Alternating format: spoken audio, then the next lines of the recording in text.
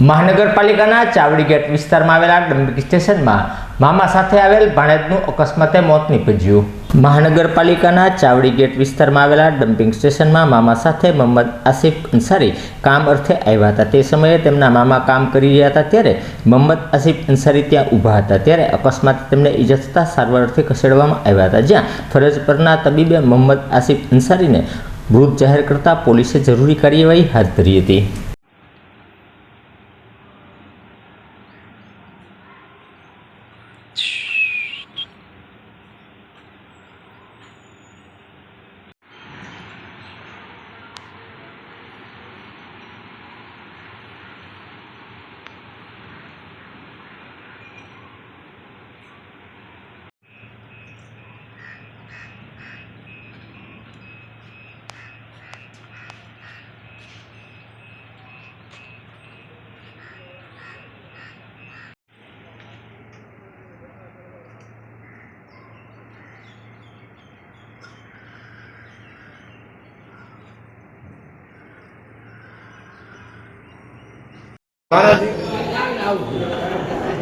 ગમે તે મહેનત છે